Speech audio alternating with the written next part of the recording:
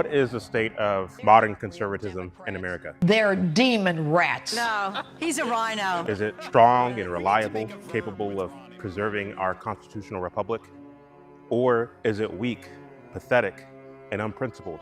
I, Donald John Trump, do solemnly swear. On January 20th, Trump will be inaugurated once again as the President of the United States. The theme for this year's Martin Luther King Jr. holiday. Also on January 20th is so-called Martin Luther King Day. Now, while Trump is giving his speech, I'm sure he's going to invoke Martin Luther King and talk about how great of a man he was. The problem with that is King was no conservative. Undergoing a radical redistribution of economic power. In fact, most of the things that King advocated for were actually hostile to America, not pro-America, contrary to what you've learned in your public schools. So why is it that so-called conservatives insist on placing MLK on this pedestal? Trump isn't the only one. Goes against everything Martin Luther King has ever told us. The Reverend Dr. King famously said, I have a dream that I have a dream speech, right? One of the great speeches in American rhetorical history. He was passionately pro-Constitution. As eloquent and polished as many of your favorite conservative influencers and commentators are, why are they so naive to the clandestine and covert nature of Marxian globalists, credulously going along with the propagandized narrative rather than challenging their audiences to not be so simple-minded when it comes to what's really at play? Nearly 60 years later, radical far-left Democrats are doing everything possible to eliminate this dream through the implementation of critical race theory. How can you take a stand against critical race theory and DEI and Black Lives Matter when you support the civil rights movement, which is the very foundation on which those things stand? There's another thing that will be happening on January 20th. I will be releasing a project, or at least part of a project, that exposes the civil rights movement for what it really was. The Bible says, do not be taken captive by hollow and deceptive philosophies. This isn't about Republican versus Democrat. The truth is deeper and bigger than that. The question is, are you ready for it?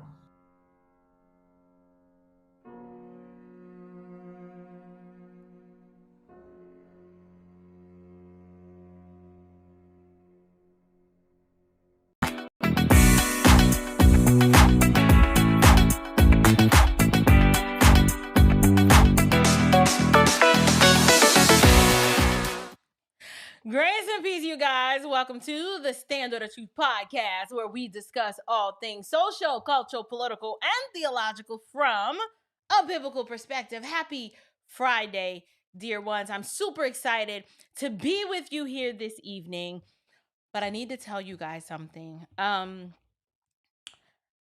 can't find the comment window. I don't know. Y'all don't know where it went. I'm getting ready to come on.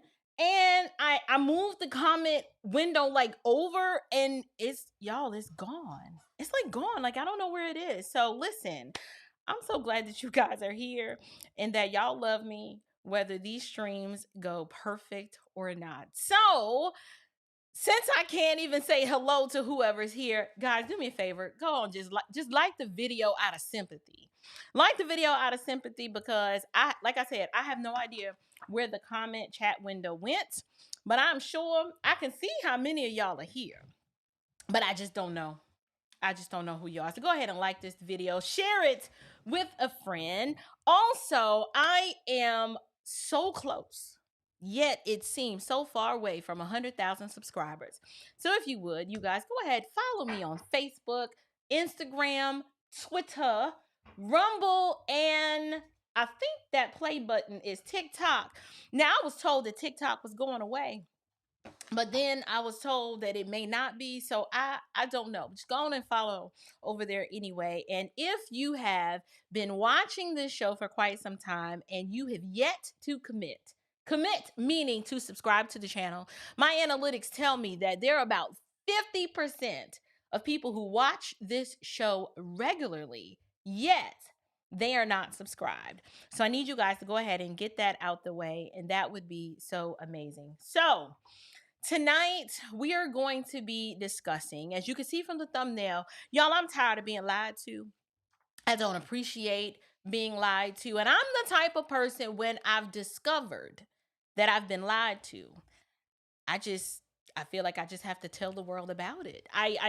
You go through a range of emotions. First, it's disgust and then anger, and then things kind of calm down a little bit. And then you're like, well, now that I know the truth, I've got to tell other people because they deserve to know. So we're going to be talking about tonight, we're going to be discussing the real heroes of the Montgomery bus boycott. There's this particular case called Browder versus Gale, which represents the landmark Supreme Court case that actually ended the Montgomery bus not ended the Montgomery bus boycott, ended bus segregation in the South. Now, I'm sure you guys know who MLK is. You know who Rosa Parks are. Yes, Lord, my English is terrible. But do any of you, have you ever heard of the names Claudette Colvin or Aurelia Browder, or let's see, Susan McDonald or Mary Louise Smith? If you have no idea who those women are, I am not surprised. So we're going to talk about this little known case, Browder versus Gale, which is the landmark Supreme Court case that actually ended bus segregation in the South. Now, if you've never heard of this case, do not feel bad. That is by design. You see, dear friends, history has a way of burying the truth while propping up carefully curated narratives that serve a particular agenda. And so, unfortunately, the Montgomery bus boycott is no exception. So, I want to introduce you to 4 women who actually challenged the segregated buses in a court of law. I will give you their names again: Claudette Colvin, Aurelia Browder, Susan McDonald, and Mary Louise Smith. These, dear ones, are 4 women whose names you've likely never heard, and they were the plaintiffs in Browder versus Gale, which is a 1956 Supreme Court case that struck down segregated busing in Montgomery. So I know we've been told that it was a 364-day bus boycott that did it, but that is not the entire story. It was actually a federal lawsuit that won the battle. So we're not going to belabor the point. We're going to talk about how did this case come about? How did Browder versus Gale what prompted this lawsuit? So the lawsuit was actually a direct challenge to the Montgomery, Alabama bus segregation laws following not 1, not 2, not 3, but multiple instances of racial discrimination against Black bus riders. This case was filed February 1st by a Black attorney by the name of Fred Gray. And he, along with the assistance of the NAACP's Defense Fund, on behalf of these 4 Black women who had been forcibly removed from a segregated bus prior to Rosa Parks' famous arrest. These women, as I previously stated, Claudette Colvin, Aurelia Browder, Susan McDonald, and Mary Louise Smith. It is so important. I want to say their names because you never get to hear their names. Now, did y'all catch why? Why was this lawsuit filed? I mentioned it just like a few seconds ago. This lawsuit was filed because these 4 women had already been forcibly removed from buses prior to Rosa Parks' grandstand. So this direct federal civil lawsuit, it was filed challenging the constitutionality of segregated bus laws under the 14th Amendment. What would you look at that? I remember, it wasn't a year ago. It had to have been about 2 years ago. I had Virgil Walker on the channel. And this is when I had started my journey trying to just dissect everything that I had been taught and everything that I learned concerning the civil rights movement and why the Black community just wasn't doing well and who was MLK and, should we celebrate? Should we not celebrate? All of these these questions were looming. And I will never forget what Virgil told me. He said, so many of the alleged gains that we've been told or have been led to believe that the civil rights movement afforded us. Unfortunately, most of those gains could have been had if they were just challenged constitutionally and took to court. Like if we had just gone to court, right? And challenged the unconstitutional nature of so much of the foolishness that was happening down in the South. So many people wouldn't have had to get their heads beat in, the dogs, the water hoses, like all of the theater and the mayhem and the chaos of the civil rights movement. Much of it was unnecessary, but it did serve a purpose. What purpose did it serve? Well, we're going to talk a little bit about that tonight, but let's just get back to this Supreme Court case. Now, the question you might be asking, or maybe not, I don't know, but who was Gale in Browder versus Gale, right? The defendant, Gale, was actually W.A. Gale, who was the mayor of Montgomery, Alabama at the time. Now, as the city's highest official, Gale was listed in this lawsuit and was sued in his official capacity as mayor because he was responsible for enforcing the segregation laws on public buses, right? So, what happened in the case? Well, what I've done, I have a timeline of just a few succinct details that I want to share with you guys to kind of help you make this all make sense. Now, Browder, the other name in the lawsuit, if I've given you the names of these four women already, Aurelia Browder, she was chosen as the headliner on the lawsuit. And it's not for any significant reason, but I'll talk to you a little bit about that in a minute. But let's go down this timeline.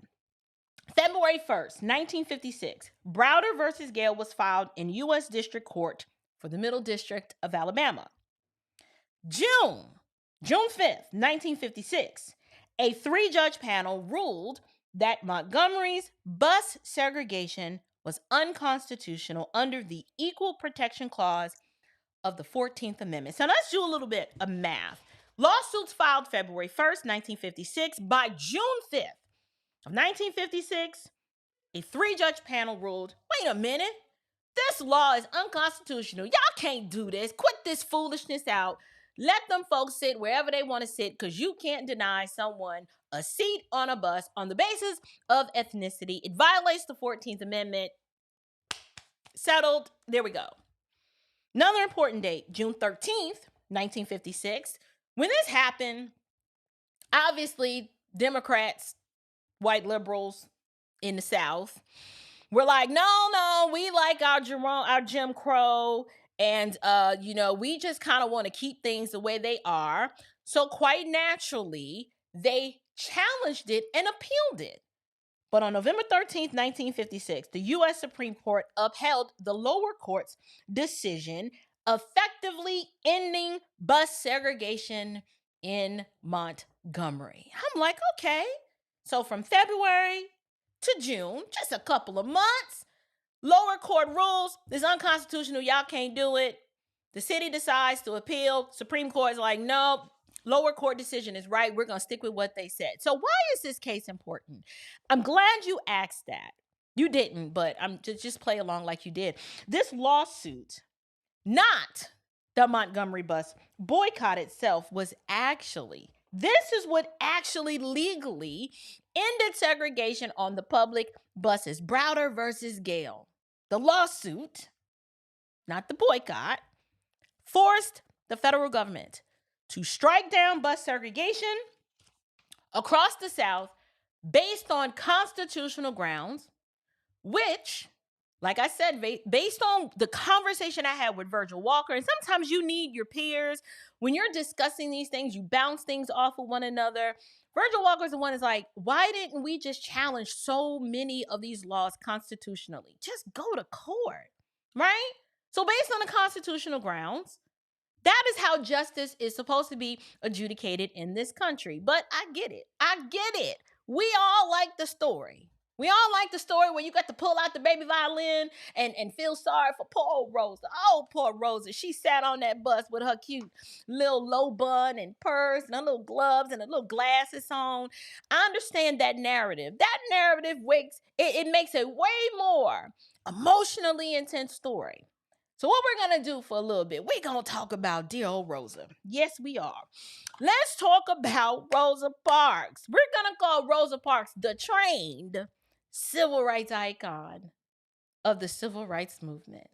And when I say trained, she's one of the main faces of this movement. Now, don't get me wrong. She played her role and she played it well. But let's be honest. Y'all, she was chosen. This was no spontaneous act of defiance. It was carefully orchestrated because Rosa was trained, and she was trained well. A little bit about Rosa.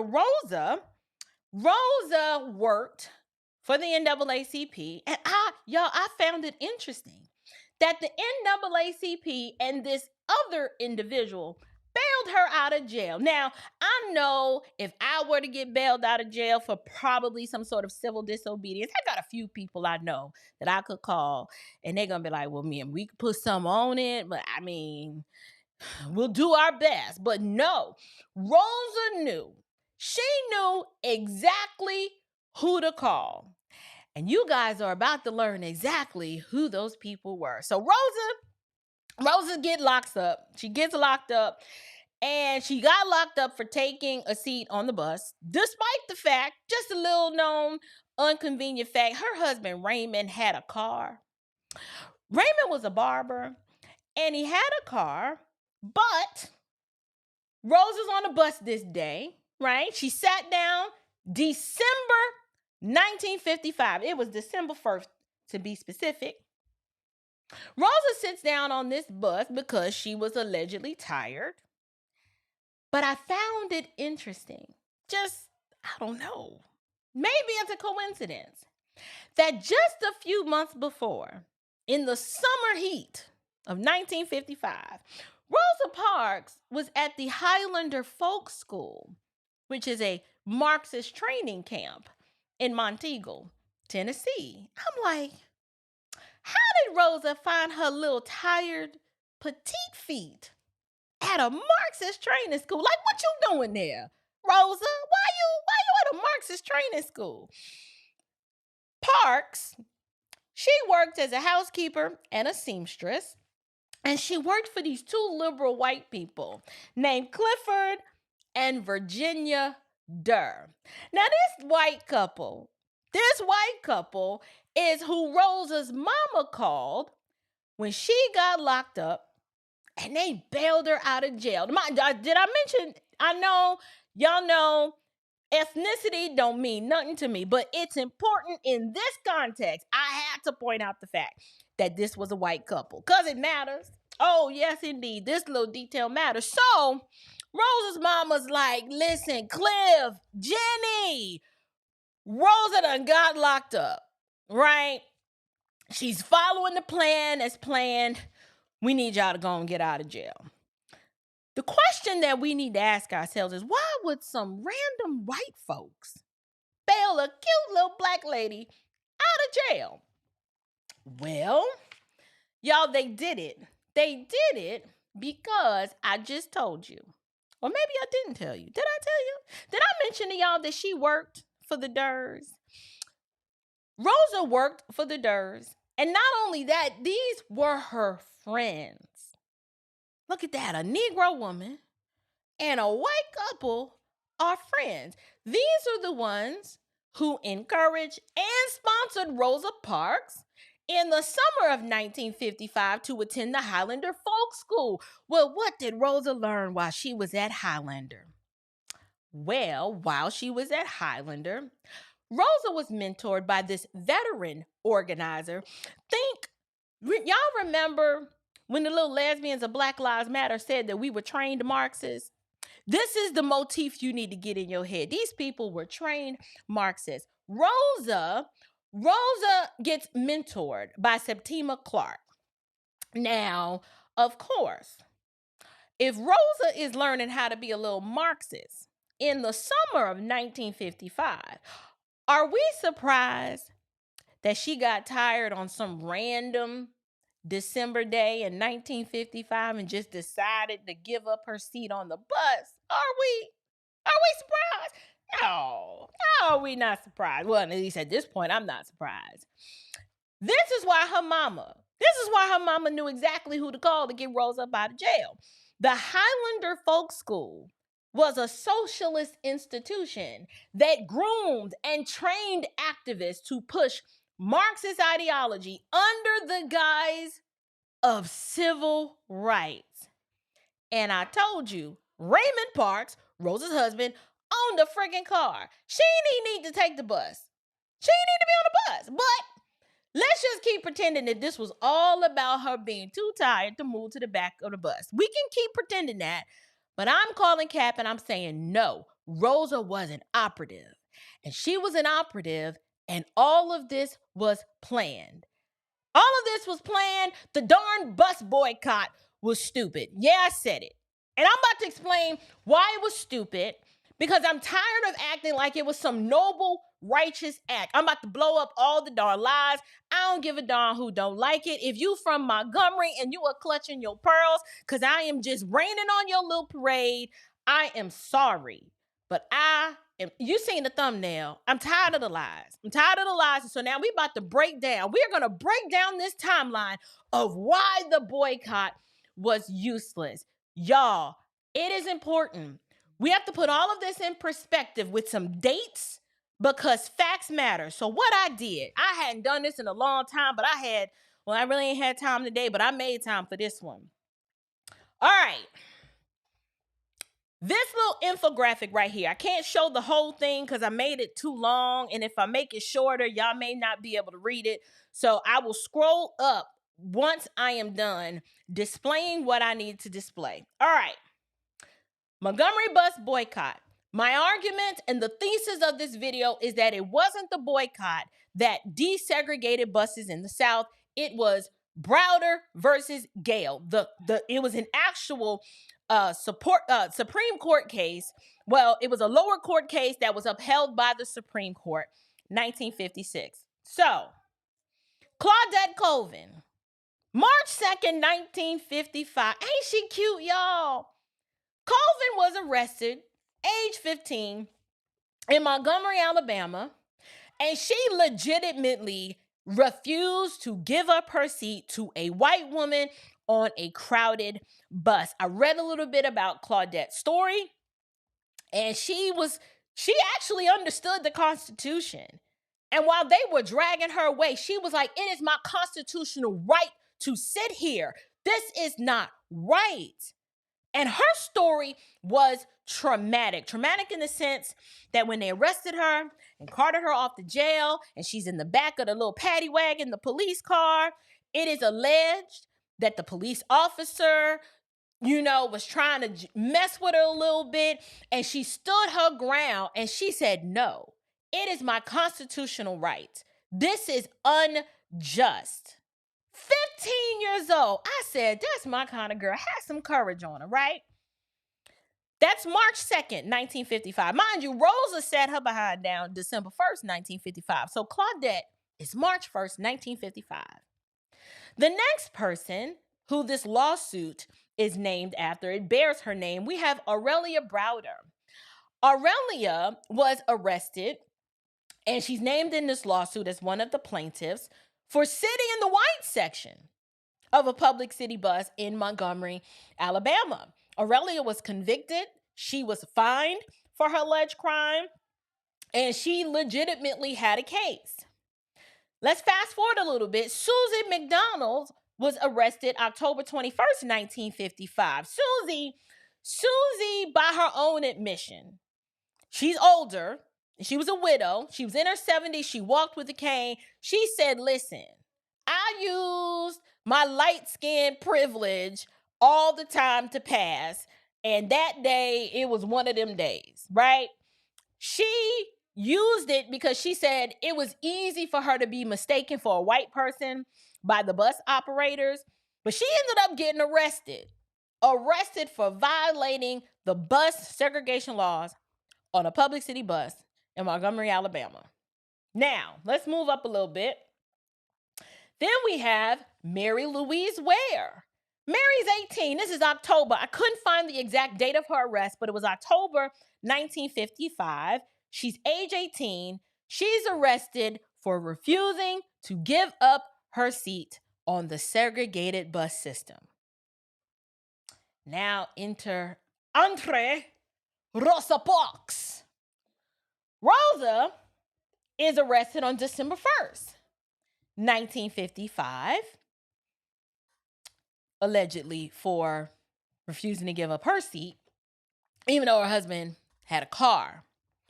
Now, I showed you that, but there are some more details of this timeline that I need to fill in.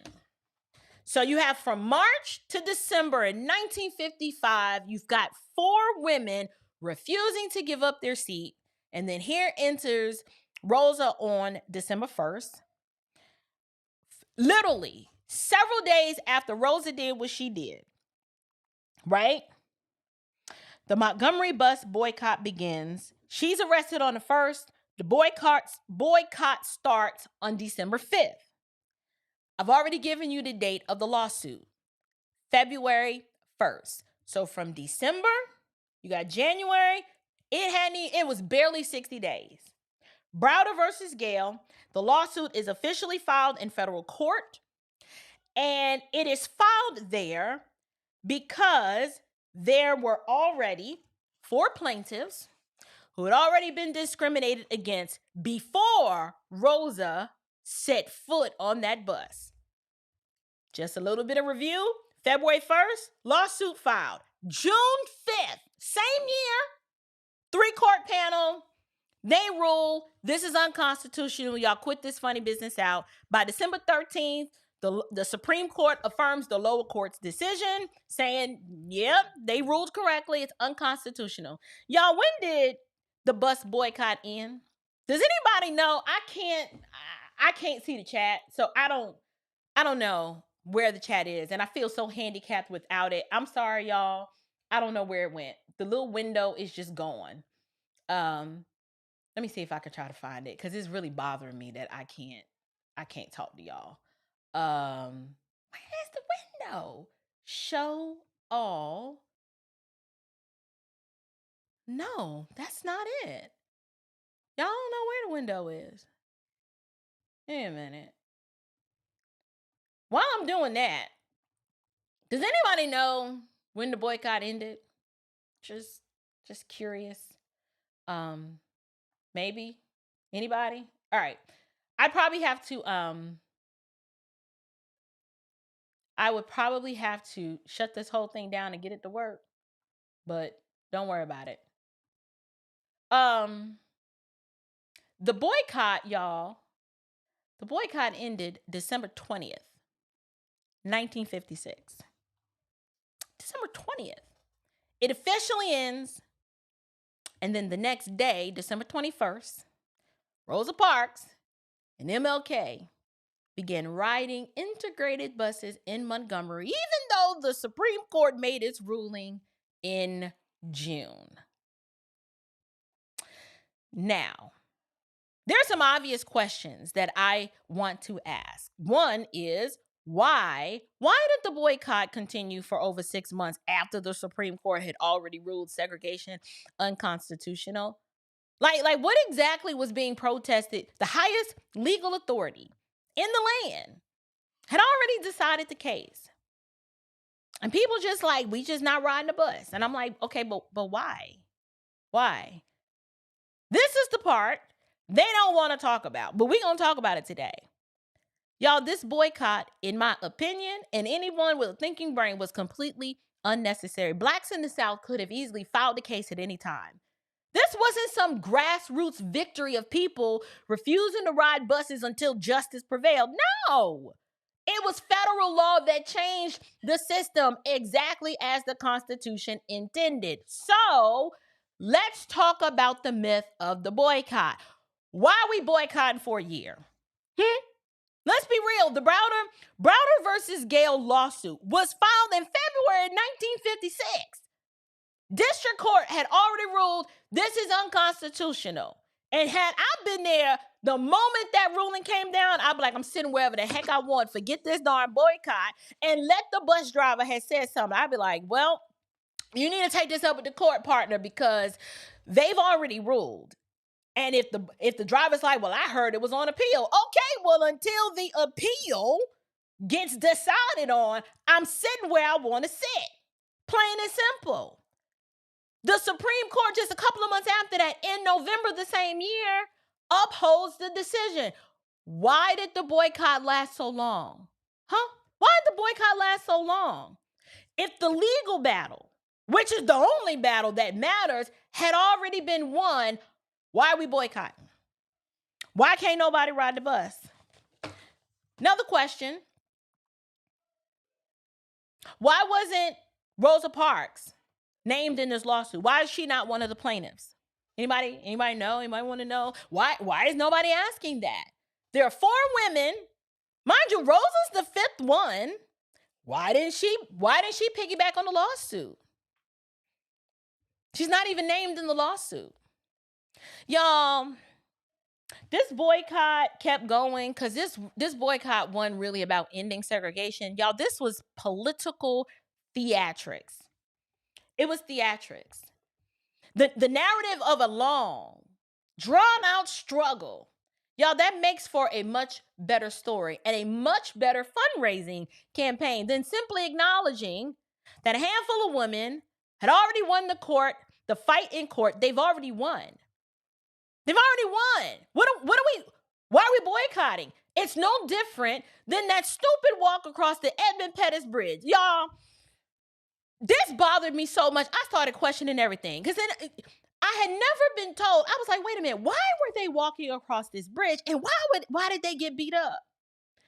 This boycott is in the same vein, just as stupid as allowing yourself to get beat up on purpose so you can feel like a martyr for a righteous cause. Let me explain. The march across that Edmund Pettus Bridge, they knew in advance, first of all, they did not have a permit for that march. They didn't have a permit. They were told in advance, do not do this march. You don't have a permit. What did they go do? They went without a permit and did the march anyway, knowing they were going to be met with resistance, but they allowed themselves on purpose so they could feel like a martyr. I was like, ain't no way. I would have been like, well, wait a minute. We ain't got the permit. Why are we marching?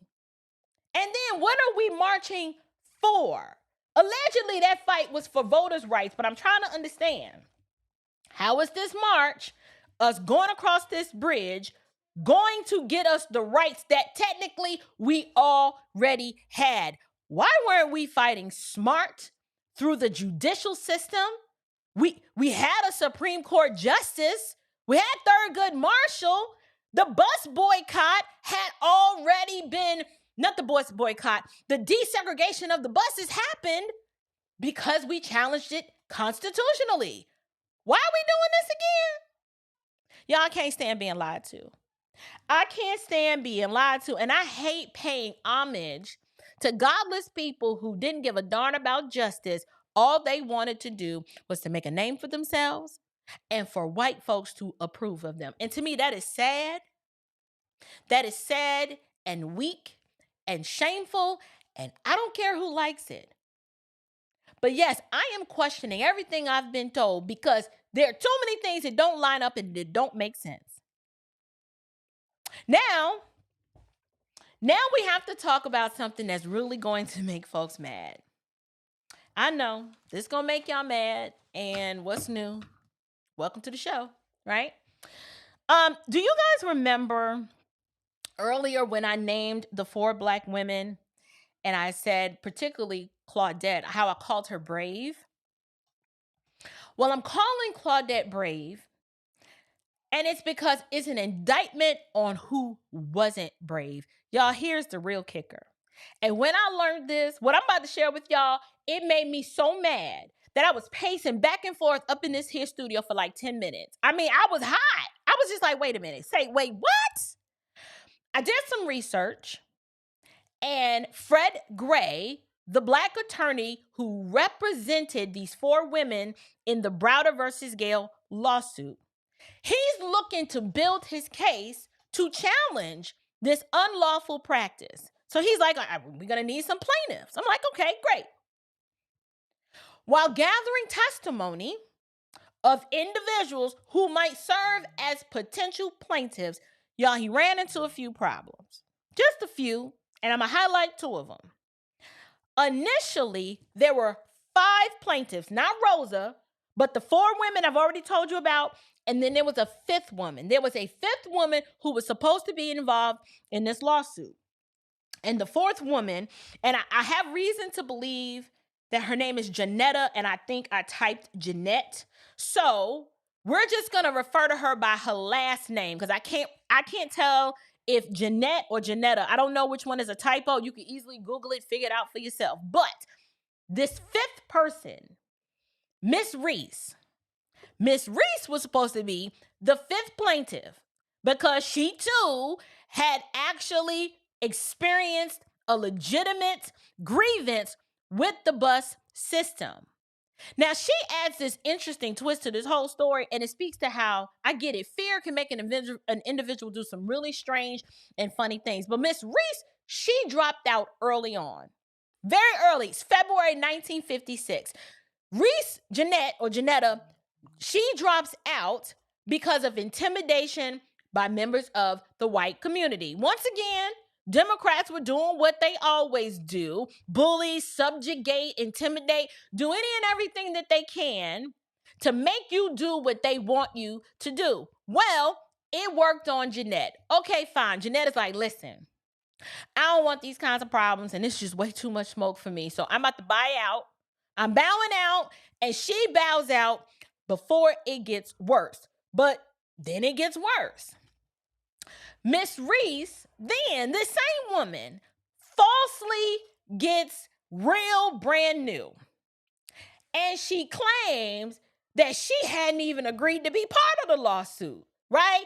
Unwilling to see how her standing up like this is a wonderful example of her functioning and her freedom. You know what she decided to do? This chick decided to lie, which almost led to the lead attorney, Fred Gray, being disbarred.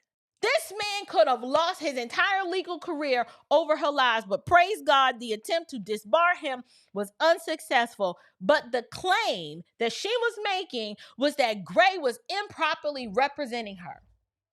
But it turned out, after further investigation, that was a lie, so they threw it out. But to me, that's messed up. This man could have lost his whole career over the fact that she didn't want to move forward, and she could have just, a ratchet-tang behavior, do this. Remember, I get it. You afraid. Fine. Bow out. But don't mess up the case for everybody else. But then, this is the real kicker. Jeanette bows out, and Fred Gray, the black lawyer, he's like, all right, these women are a little bit too emotional, too volatile. I don't know if he actually said that, but I'm just imagining him. He's like, we need to get some men. Let me get some male plaintiffs on this case. He's like, we got 4 women. The 5th, she ends up being a turncoat. Let me interview some men and get some black men involved to help strengthen this case. I mean, it's a perfectly logical idea, right? Well, Fred Gray, he approaches some black men. And do you know what happened? Every single last one of them refused. And do you want to know the reason? These Negroes said that they was too scared. Too scared. Didn't want to lose their jobs. Didn't want to upset the status quo. So while the men cowered in fear, 4 black women stepped up and did what the men would not do. That made me mad. I was like, I got to talk about that for a second. That's just a minor little detail. But I'm calling these women brave because it's an indictment on who wasn't. Yeah, they were involved with the NAACP too, but shoot, dang.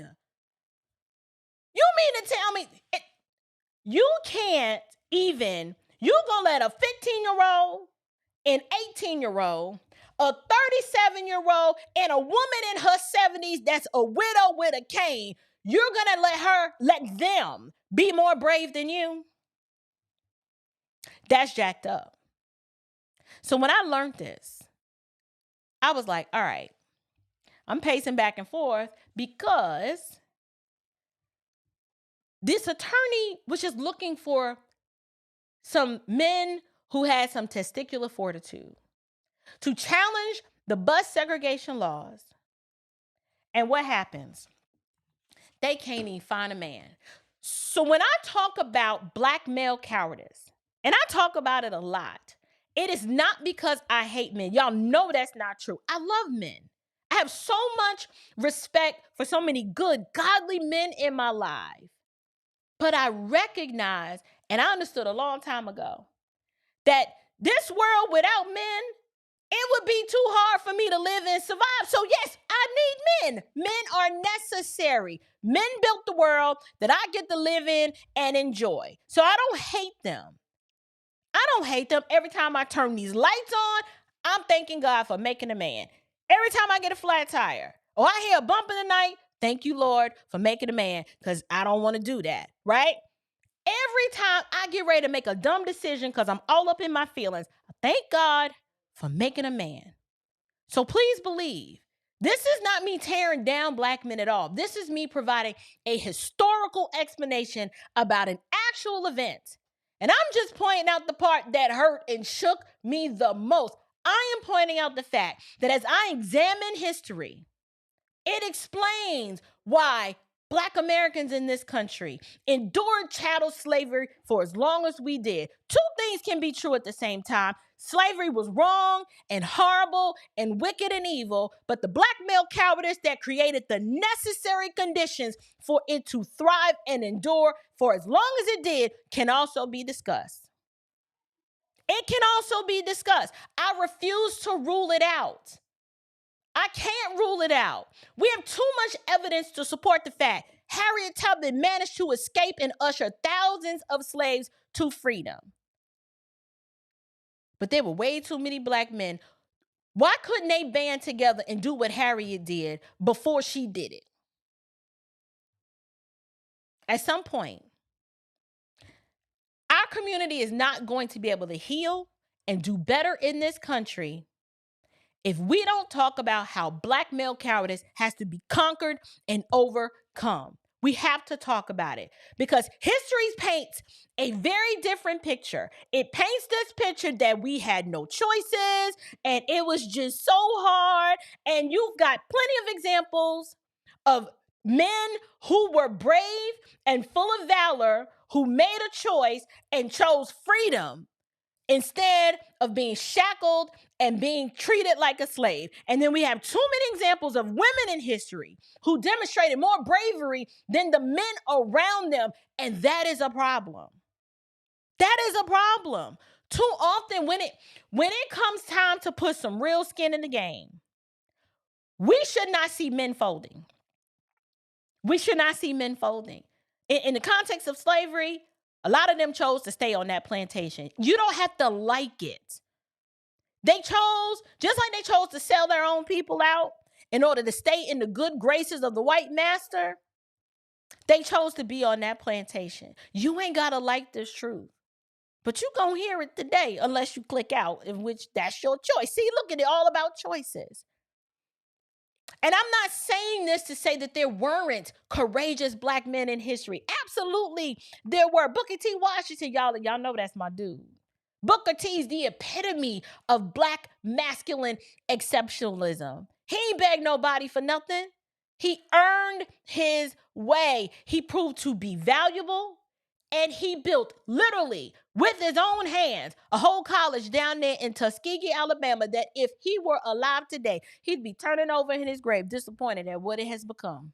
He sure would. Absolutely, he would. Booker T knew that was a man who knew how to function in his freedom. And he said teaching other American Negroes to do the same thing was one of the most difficult tasks he ever had to do. He said it was so hard They just didn't want to function in their freedom. It was easier to be a slave than to be free. So yes, I'm going to celebrate these 4 women. And we're going to celebrate them today because they deserved it. But it's also an indictment against the Black men of that time who allowed themselves to be overcome with fear that 4 Black women had to step up and demonstrate more courage than them.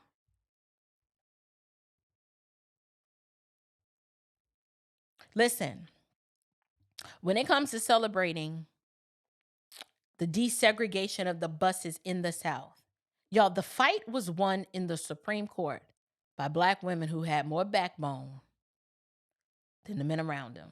And we got to let that sink in.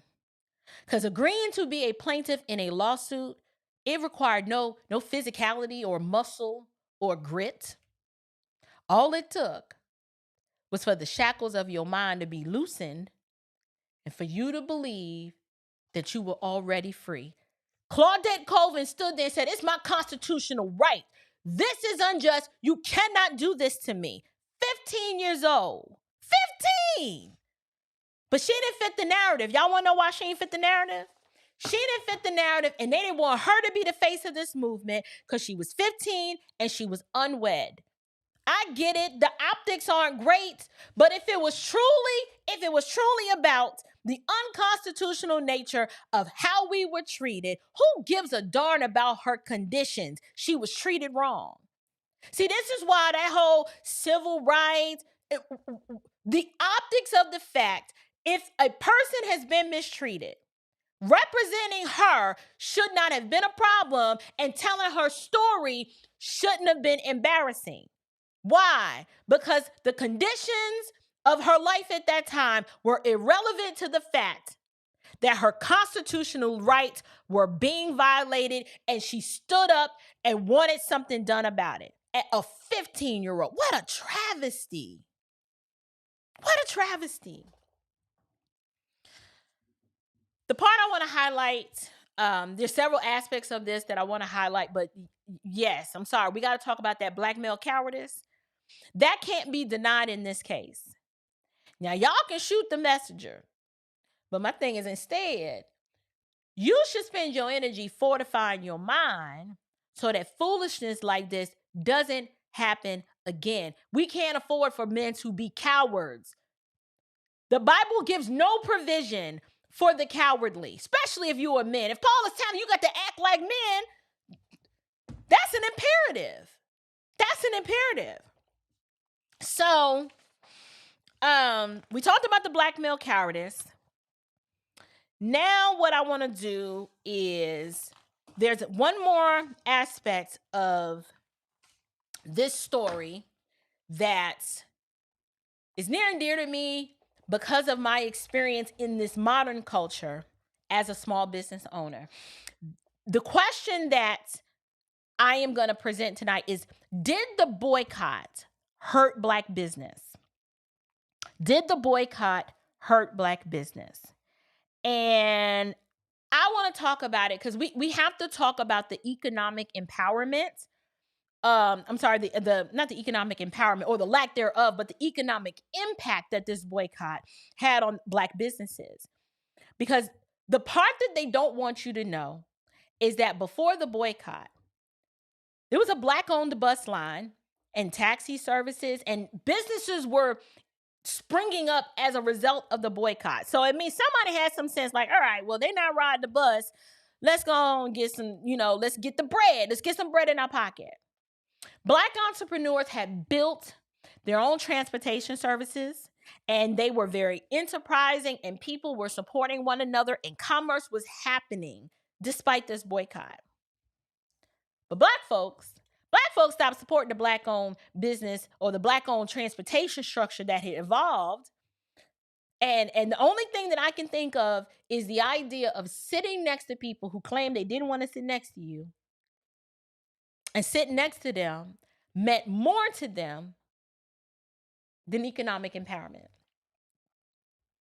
So instead of continuing to build their own institutions, they ran right back to the same system that had oppressed them. The boycott didn't build anything. It just made Black people more dependent and enamored with the white businesses who explicitly had already told them, we don't want to serve your kind. And I'm not saying that's right. That's absolutely wrong. But you use that as an opportunity. Like Booker T said, he always would say, find a way or make a way. And that if you are providing something of value to the marketplace, eventually the market is going to speak. Eventually, market is going to speak. And so, what's the takeaway here? The takeaway here is that it is time. We have to start telling the truth.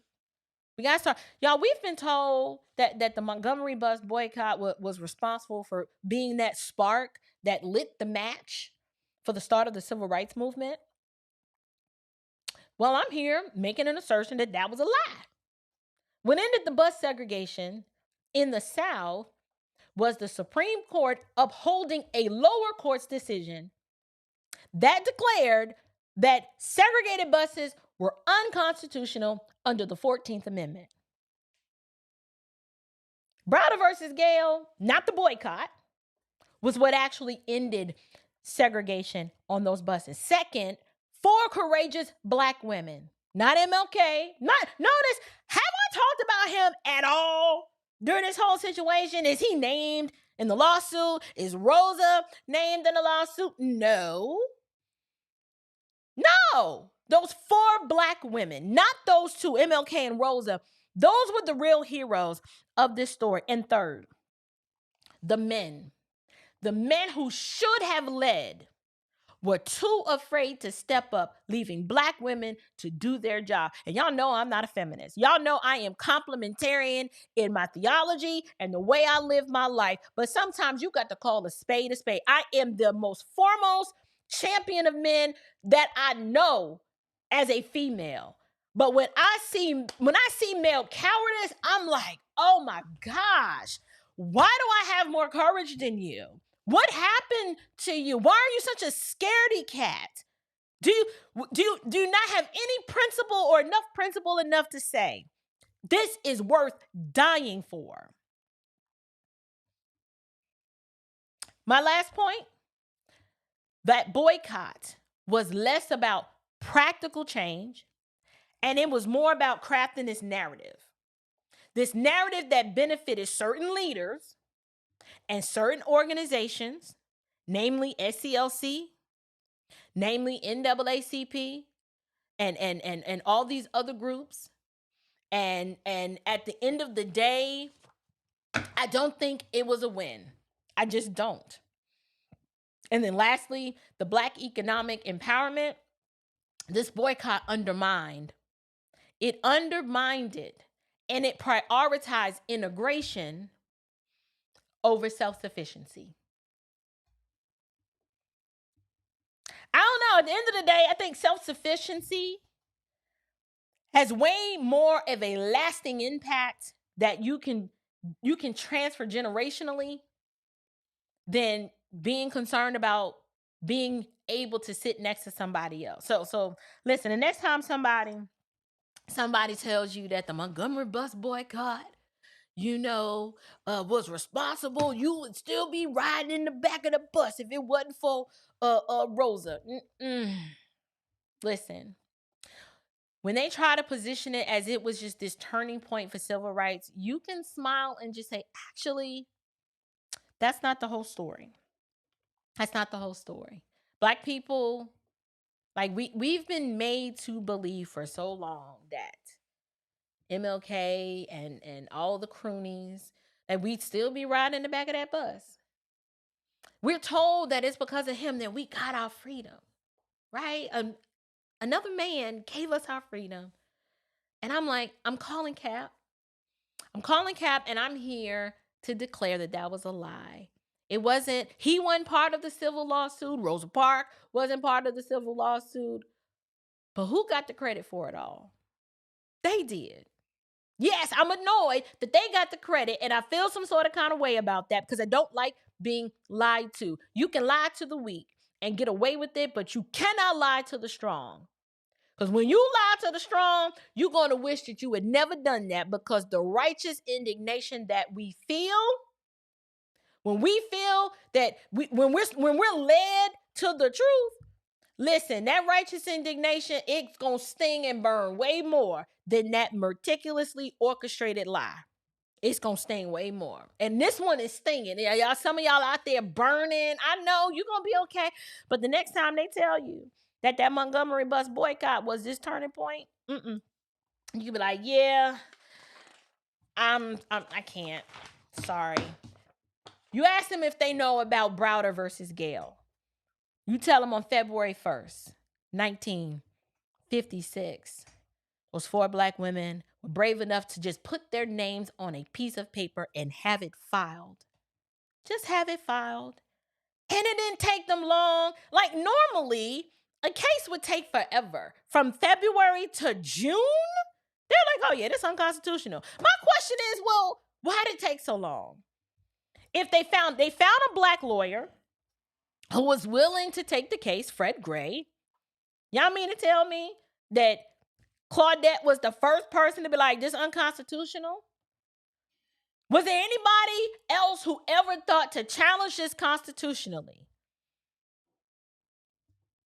I don't know. The theatrics of the boycott, the cameras. Notice how the cameras showed up December 21st, the day after the bus boycott ended, so that they could catch the optics of Coretta and Martin on a bus. Martin don't ride the bus.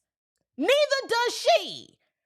But it was all this orchestrated optical illusion to make us believe that those were our heroes, when in actuality, they ushered in, their plan worked, ushered in Marxism to now it is embedded in the minds of Black America that this is how you fight for the liberty that's already yours. You got the march, you got the protest, you just got to burn some stuff up because you got to get it out. What did Martin say? You know, all that pent up oppression, it's going to lead to violence, so let us do this stuff. No. Anyway, y'all, that's all that I had. I would love to engage with the chat. Like I told y'all, I really don't know where it is. I got 3 desktops here and I can't find it nowhere. I can't. So I have a plan. I do have a plan of what I can do to get it. I think I'm gonna go straight to YouTube. And pardon me one quick second, you guys.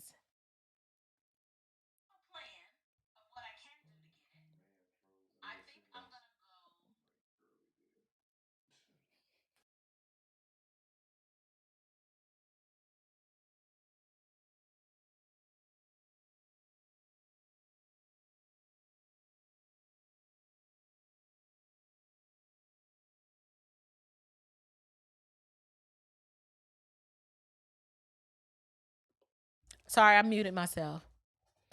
Yes. Now, I don't got no smoke. Oh, there's the chat. Okay, there it goes. Let's move it over here. No, Nat Turner was the man. The point I'm making is 100,000 slaves absolutely chose their freedom and they escaped. But there were millions who didn't. I'm a numbers person. It's all about the numbers. No, Nat Turner, I'm gonna give Nat Turner his props. Listen, this video wasn't to sit here and adjudicate the matter, to go down through history and pinpoint every single person that did fight back. No, it's to highlight the overwhelming majority who did not. Yes, I love Booker T, Nat Turner, Frederick Douglass, Harriet Tubman.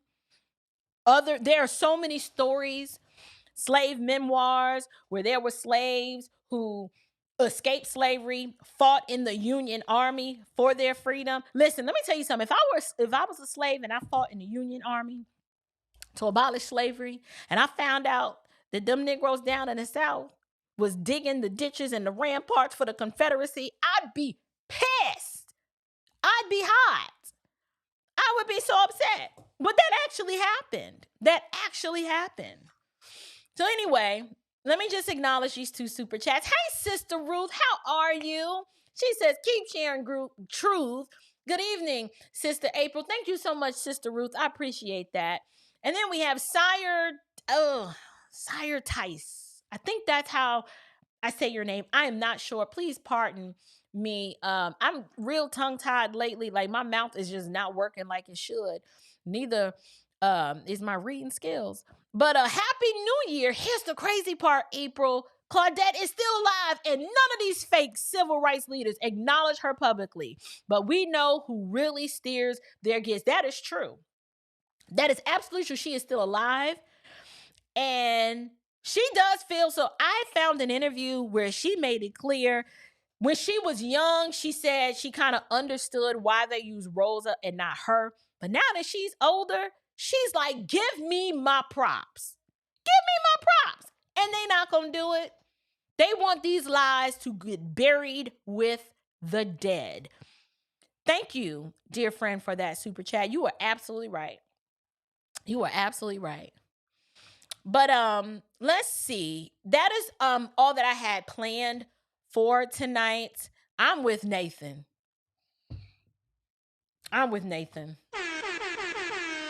Nathan said the civil rights movement was a sham. Rosa Parks was a plant. The entire event, from her ride home to her arrest, was staged. It absolutely was. And some people, you know what it is, Nathan? I get it. When we are confronted with new information that pushes against our deeply held presuppositions and what we believe to be true. I told y'all like the other day, it's like finding out that your dad is not your daddy or your mama's not your mama. And at first you like, stop playing. And you like, well, for real? And you have this range of emotions. Some people are way more comfortable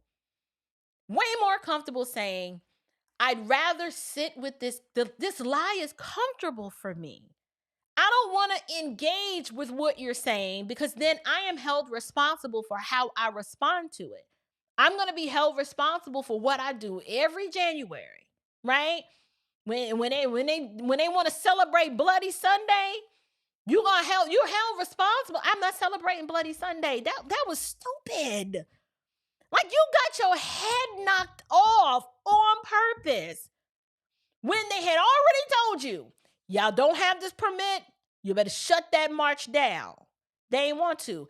They wanted to agitate. See, remember, the whole nonviolent thing, they did it because they figured if I can provoke them to wrath without throwing the first punch, then it's considered nonviolence. But how is nonviolence yielding all of this violence? No one ever asked that. Why do we call it nonviolence when it yielded a whole bunch of violence that wasn't before all of the agitation? It's because that is the art of the revolution. That's the Marxist playbook. This is what Rosa and Martin were learning down at the Highlander Folk School, sponsored by some communists. Did I mention I ain't even tell y'all.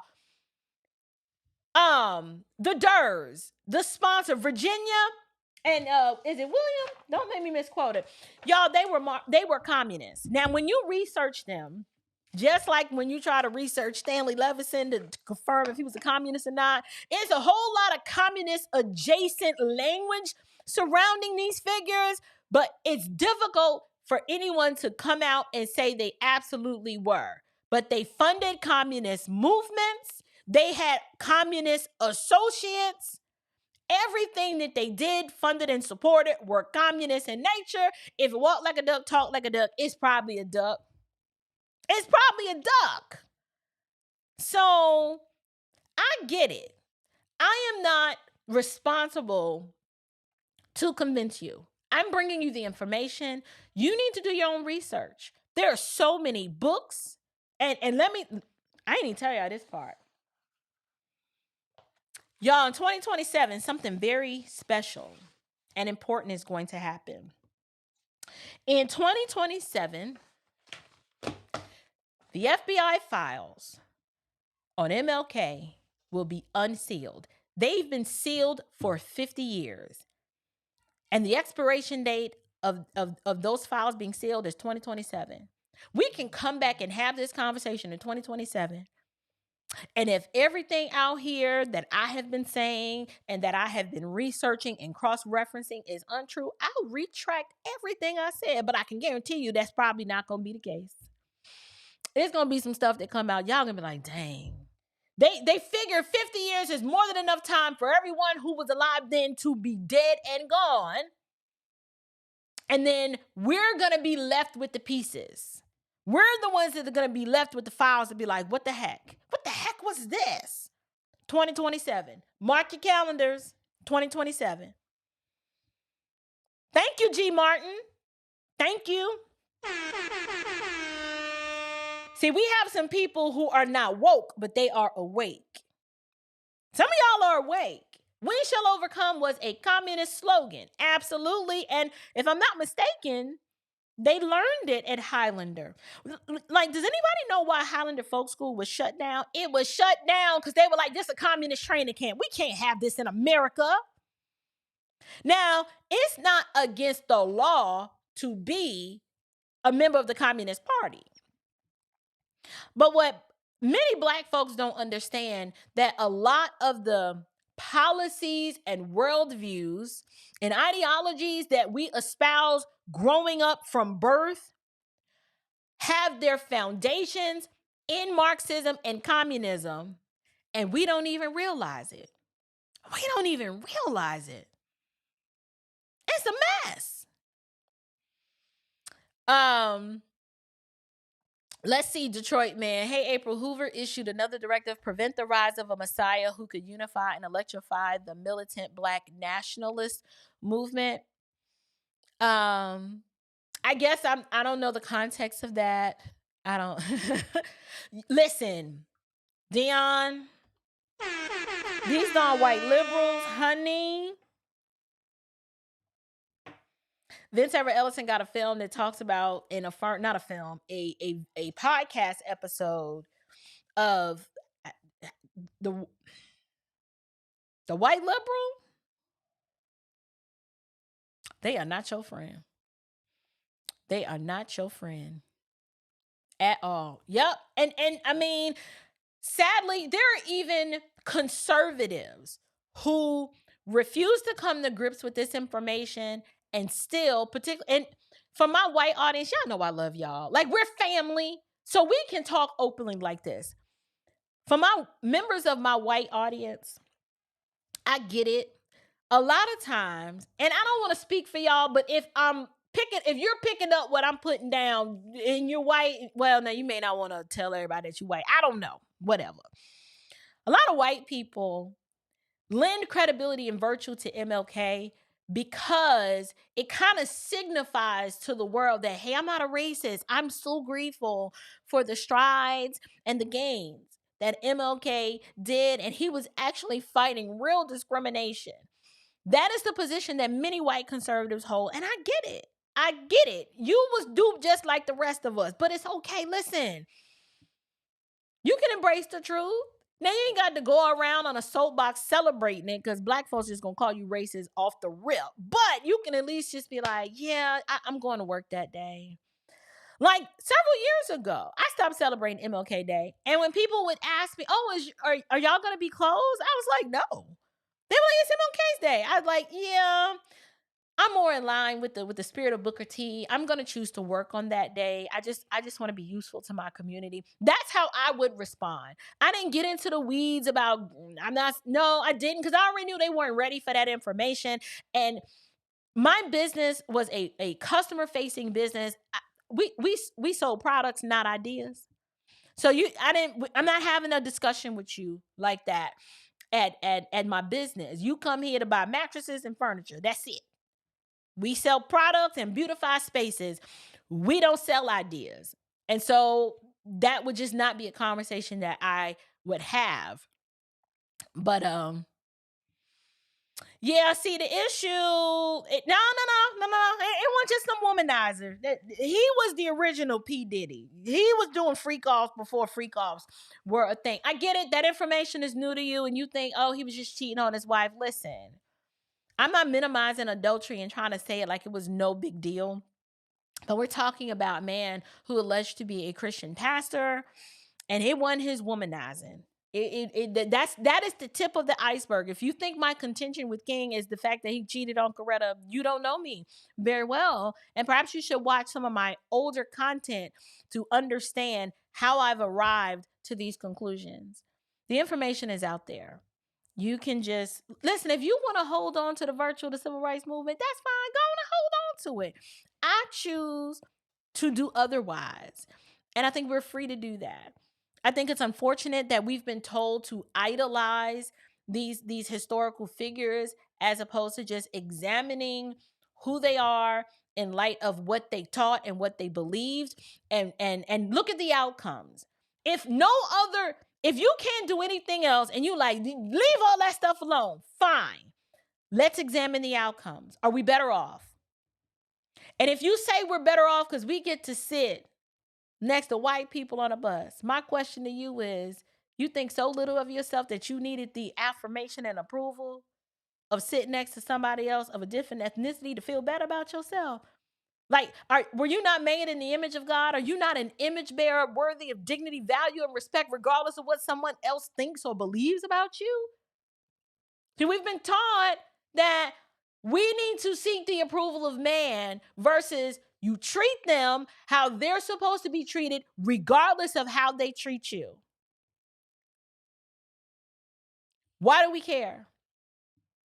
We spend so much time harping on racism. Why you care what somebody think about you? I remember a time in this country, your mom would be like, you are not who they say you are. You are who you are. How did mama used to say it? You're not, if someone calls you a name, you're not that unless you answer to that, right? I'm paraphrasing it because that ain't how she used to say it, but I can't remember and neither can she. So whatever at this point. But the point is, if you don't have the proper view of yourself, and this is an issue with humanity in general. Sinful people have a very difficult time seeing themselves as how the Bible says we are: fallen, sinful, wicked, in need of a savior, unrighteous, and unholy, right? And so are we surprised that in the fullness of time and that in the course of these human interactions, that there are going to be sin issues such as racism, aka ethnic partiality? Like, are we shocked? And then two, do we ever self-examine ourselves and be like, you know what, I got a little partiality in me too. You know, I say things and make assumptions about other people groups that may or may not be true on the sole basis of what they look like, because I'm so comfortable being racist. I get mad when someone does it toward me, but I don't have a problem doing it toward them. I'm just trying to get us to rethink and reshape our worldview and align it more to what Jesus taught versus than what MLK taught. Because them two did not have the same message at all. Not even a little bit. Not even a little bit. So it was worse. Way worse. Way worse. That's what I'm talking about, Sister Chair. Thank you, Shy. Child. You are not what they call you. You're what you answer to. Y'all, before I go, because I am about to go, if y'all ain't never prayed for nobody, I need y'all to pray for me.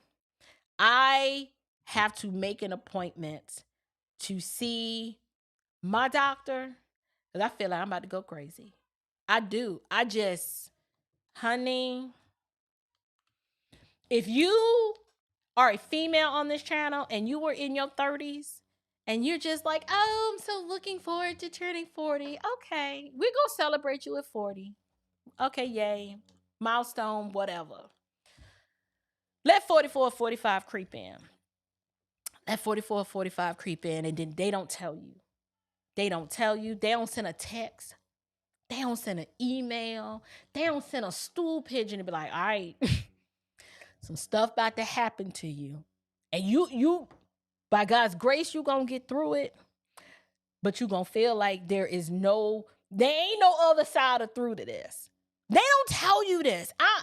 gonna have to do a video. I'm gonna have to do a video to help my sisters in the Lord, because it is lonely out here. It is lonely out here. And I'm going through. And so I covet your prayers. As we approach 100,000, I'm celebrating. Yes, I am going to celebrate. When I get to 100,000 subscribers, I'm just praying I make it. Anyway, lift up some prayers for me. I'm going to make an appointment and just see what kind of relief I can seek that isn't too invasive. I'm on some herbs, and it's the storm before the calm, and I'm trying to just get through that. But I love y'all deeply, but if I don't live stream as much as I used to, it's because y'all, I'm just trying to cope. I'm trying to cope and get some work-life balance, and it's proving to be a challenge for me. So anyway, yeah, thank you, Nichelle. Girl, honey.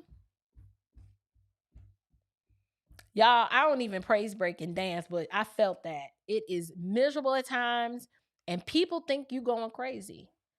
I know my family thinks I have lost my mind. I know they do. And I want to publicly tell you, I am sorry. I'm not going crazy. I'm not. At least they say I'm not. But Dion says I'm going to be okay. And so I'm hoping. Yes, keep your eyes on Christ. Amen. Okay. All right. Okay. I got you, sis.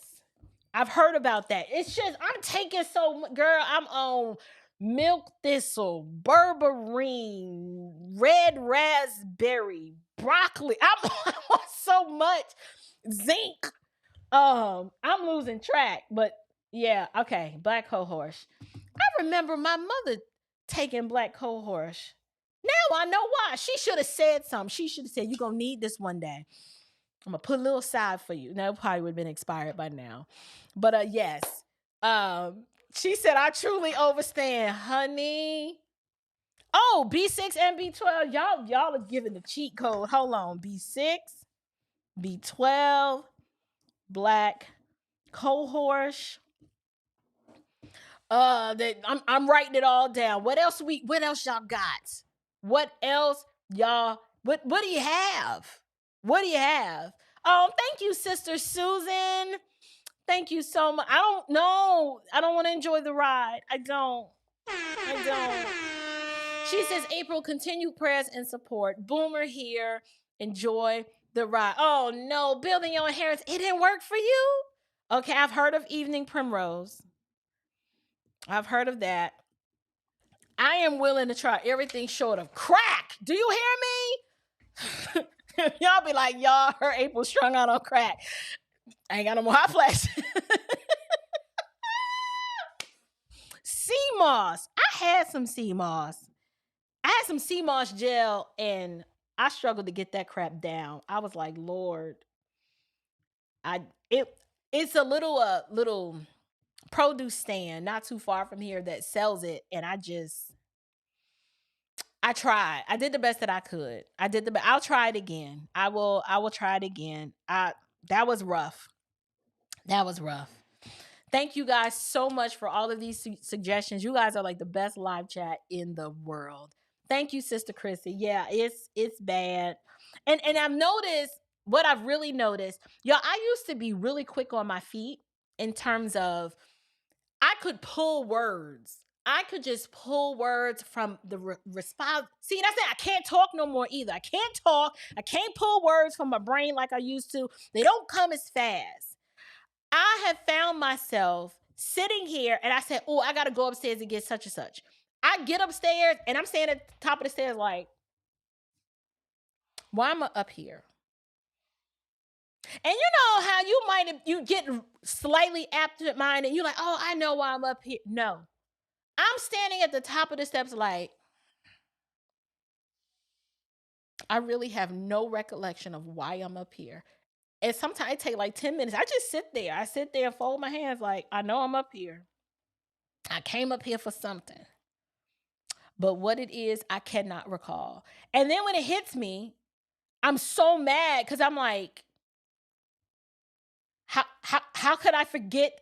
I came all the way. Listen, the walk from here to my room is not close. It's like way over there, up, round. I couldn't remember.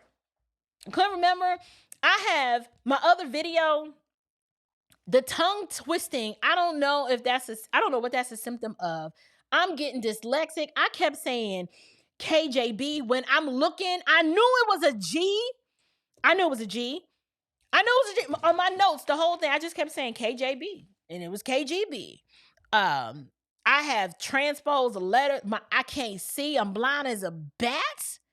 I mean, I could be sitting here like, is that a 5 or an 8? I really don't know. That's how bad it is, y'all. That's how bad it is. Yeah. So anyway, people just want to live. Okay, I do. When I can remember, I do take my D3 and my K2. I take them together. I'm taking zinc and copper together. I'm taking something called adrenal and cortisol something. I can't remember what's in it. I'm taking a little bit of everything. I said literally, I'm taking everything. I just ain't smoking crack. That's the only thing I ain't doing. So yeah. Anyway, come on, Harriet. Harriet's away. Harriet is away. She said the Communist Party used the racial tension between blacks and whites in the South to push communism in the guise of the civil rights movement. It was never for black people, but for liberal whites. I'm ending the show with that. Harriet broke it down. She cracked the code.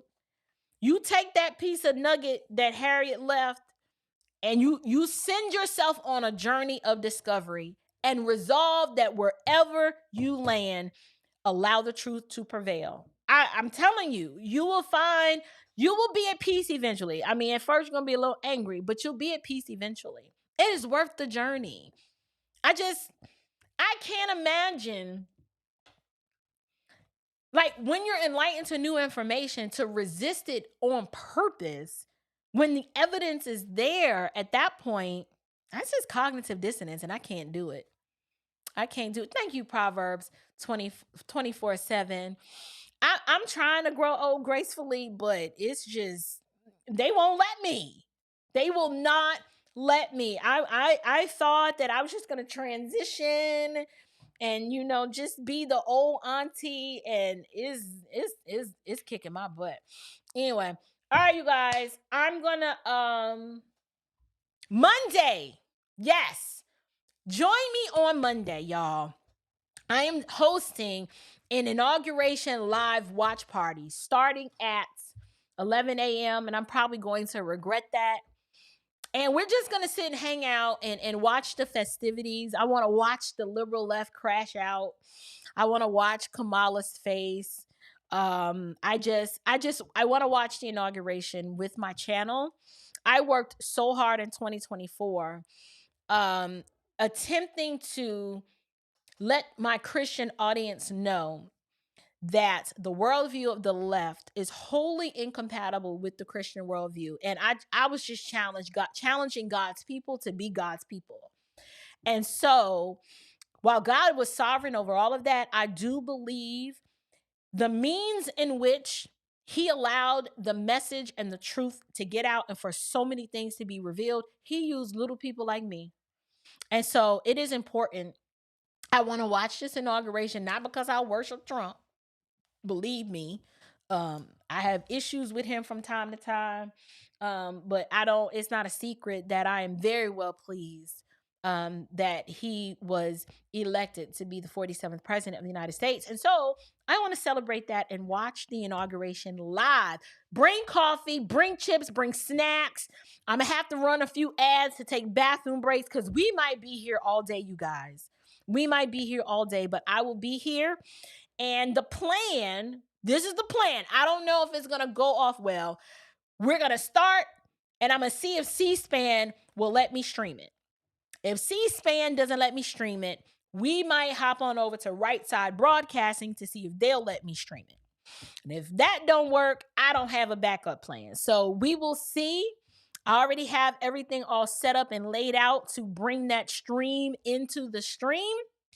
But I'll be here at 11 o'clock. I believe the swearing-in ceremony happens at noon. So we will see. We will see. So y'all come, check me out, 11 a.m. this Monday, watch the inauguration. I have never watched, I didn't watch Trump's 2016 inauguration. I don't remember what I was doing, but I wasn't watching it, but I'll be watching this one. This one is kind of important. Oh, that's it. I got to do a video on Big Mike. She not going to be, Mike ain't going to be there. And I don't want to give away the topic of my next video, but that's a problem. I wouldn't have a problem with Michelle not being there if Barack wasn't going, because I'm like, dude, if your husband ain't going, you ain't going. But I have a problem if Barack is going to be there and Michelle's not going to be there. That's problematic. So, and we'll talk a little bit about that. But until you, I can't talk. I was going to say, until next time, you guys. Grace and peace.